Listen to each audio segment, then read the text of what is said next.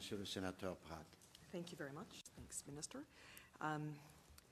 So under this particular revamp of the legislation, the Speaker of the Senate and the Speaker of the House of Commons will have the power to exclude documents because of parliamentary privilege. And then there's a new section that indicates it's 71.14, which provides that their determination is final on that matter. It says a determination by the Speaker of the Senate, the Speaker of the House of Commons, or a delegate of either Speaker that a publication would constitute a breach of parliamentary privilege or could compromise the security of persons, infrastructure, or goods is final. So I'm just wondering, Minister, if you're aware that the Speaker of the Senate is quite a different situation than the House of Commons Speaker. The Speaker of the House of Commons is elected by the members of Parliament and is very much a servant of that House. But meanwhile, the Speaker of the Senate is appointed by the Prime Minister to that particular position and serves as the Government of Canada's representative at very high diplomatic levels. And as such, the Senate Speaker has a very high ranking in the order of protocol.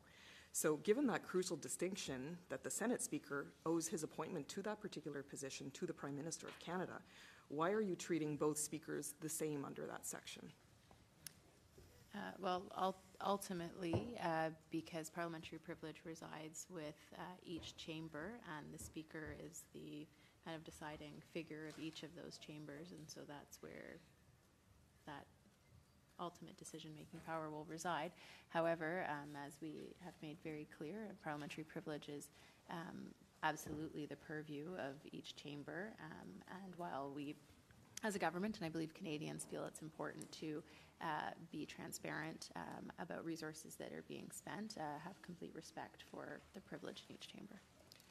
Okay, and while you referred to both speakers as being the deciding figure of the chambers, again, there's an important distinction in that the Speaker of the House of Commons, yes, has that role, but the Speaker of the Senate's role has an important distinction in that while they make rulings, the Senate chamber as a whole actually has the ability to overrule a Senate Speaker by a vote of the chamber.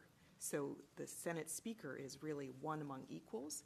So when you say that I think you're treating both chambers the same, and there is a very important distinction, and I don't understand why that distinction hasn't been taken into account in this critical decision, because you're basically allowing under that section to say that for the Senate part of it, that the Government of Canada is making that final decision.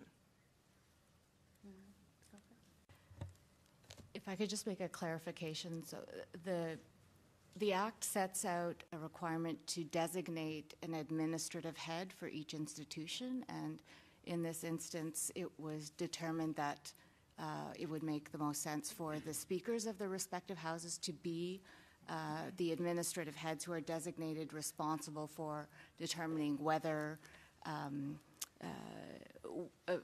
to be responsible for what documents are disclosed under proactive disclosure.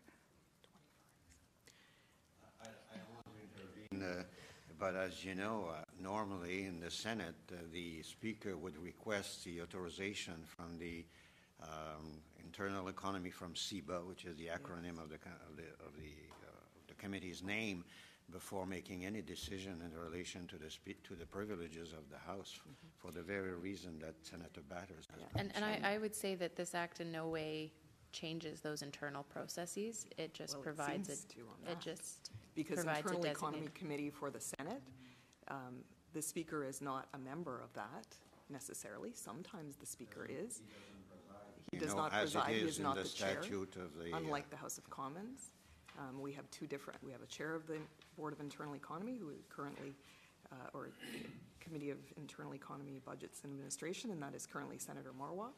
And Speaker Fury does not even sit on Internal Economy, and his duties don't necessarily deal with those types of issues. So again, I think your government should reconsider how they are treating both speakers the same, because they have critical distinctions.